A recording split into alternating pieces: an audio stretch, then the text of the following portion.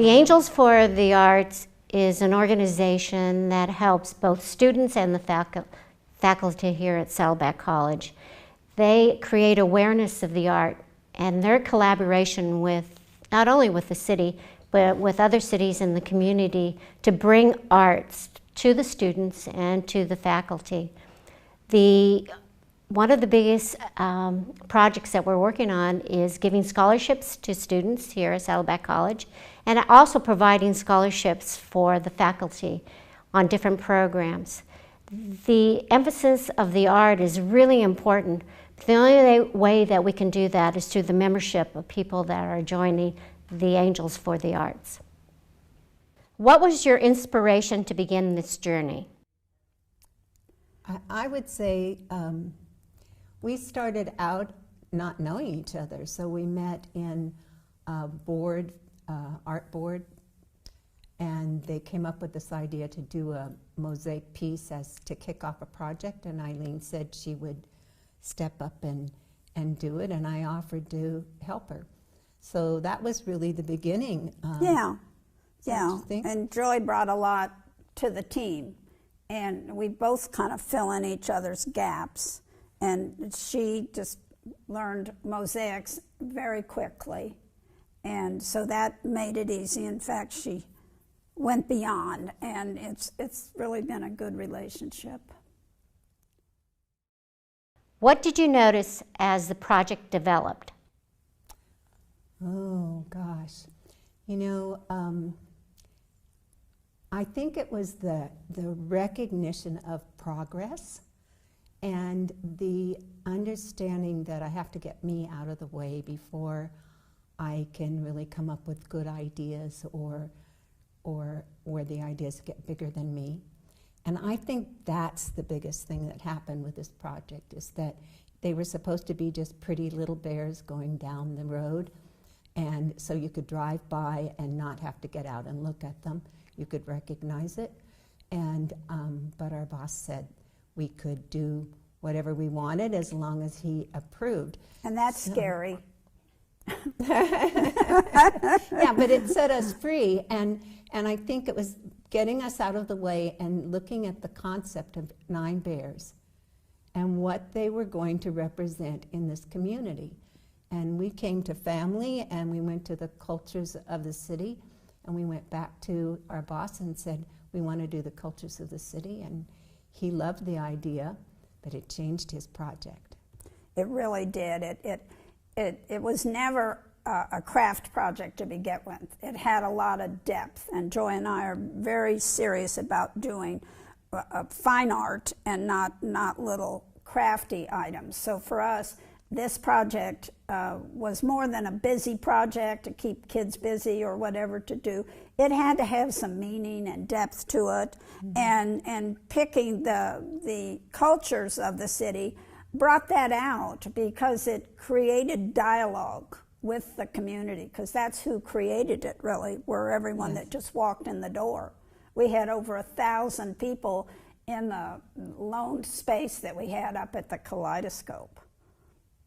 They were just laying one tile at a time, 18 months to 91 years of age. Yeah. Just so amazing to participate in such an adventure. And both of us have taught collaboration art in 2 different states before we met. This project just taught us what collaboration is. That's right. And we collaborated together, and then we collaborated with the rest of the community. How has the project affected the community? Well, I think people realized that we honored where they came from. I think this immigration has really gotten intense over the last decade. I mean, years ago, it wasn't quite like this. I mean, my grandparents all immigrated, but it wasn't the same thing. This was a mass, and people came from all over the world. And so that was very intense, and it came very fast. And I would ask people as soon as they walked in the door, where are your ancestors from? And they would stop and think, and then I'd say, are you first generation? Are you second? Whatever. My favorite comment was the little boy I said, where are your grandparents from, and he said Cleveland. And I liked that. But we didn't want to do just a white bear because we didn't think that really said it. So Eileen came up with the idea of honoring the immigrants from the 1900s. And in thinking about the project as a whole, that bear gave us an opportunity to talk about immigrants with people who had forgotten they were, and who some had prejudice or a certain feeling about a group that they And didn't approve of. preconceptions of others. Right. Yeah. And we watched a lot of that just fall away, just by meeting them at the door and giving them the story of each bear and inviting them to come and look at the bear that their family came from. And I mean, if you think in 1900 women didn't even have rights to their children, look at the progress we've made. You know, not just with women. 1920, they couldn't. My grandmother couldn't vote till she was in 1920, and people came over and they developed skills, which is why we have a typewriter and a sewing machine on the European bear, because once women learned a skill besides domestic skills, they were able to move on a little bit and progress, which was quite a movement. And get married. They couldn't even be married if they were, unless you watched Downton Abbey and they had one couple that got married. But domestics lived at my three great aunts lived at the household that they worked in. They could not marry. Yeah. So we've certainly come. I'm not so sure it's getting married's the best thing in the world anymore, but they couldn't. Well, and the other part of it is that I think it opened a door to speak to people, to remind them that everyone that came to America was an immigrant, and everyone that came to America came with some challenges, big challenges. You know, the Irish, there was notes on the doors that said they didn't hire Irish, and other cultures had the same kind of struggles. So you look at immigration now, and that's what our country's about. So for me, the bears represent such a huge, it's an amazing opportunity to reunite as a country, Yeah. and say, this is such an amazing place that we all get to do this. Yeah, and we all pretty much, or our ancestors, came for the same reason: freedom and work. And, you know, where else in the world does this exist? Mm-hmm. And you forget about it. You take it for granted, you know, and you're grateful. And you watch how my one grandfather was 17. He was uneducated. He came from Ireland. He never got to go back.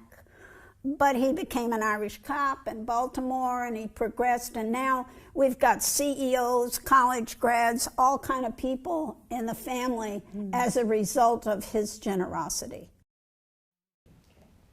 How have children and adults reacted to the project?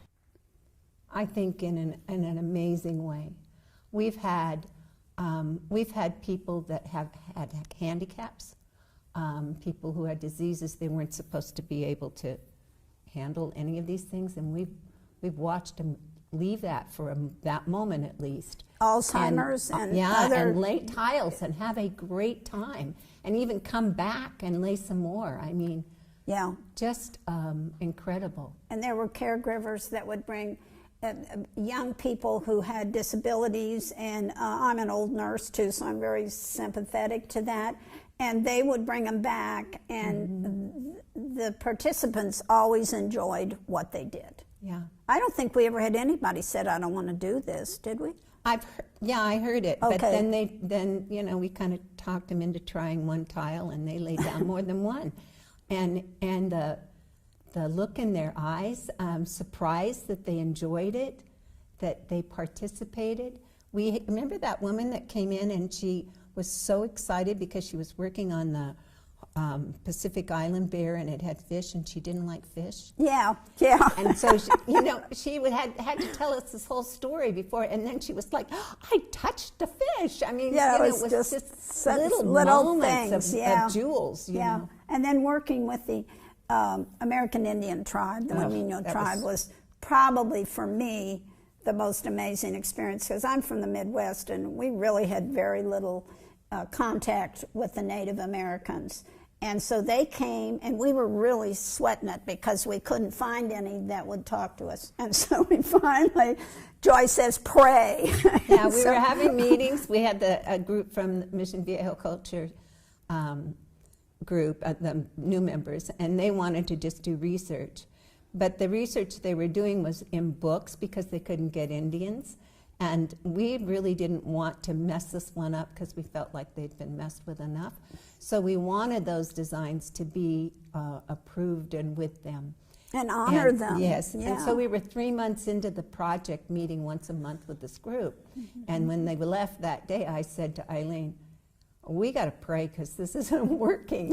And 5 minutes later, I mean, okay. This 5 beautiful minutes girl later, walks yeah. in the door, and I said to her, and she is beautiful, Yeah. and I said to her, what is your cultural background? That seems less offensive to most people. And she said, well, actually, I'm Native American. And I looked at Joy, and she looked at me, and we said, prayer works.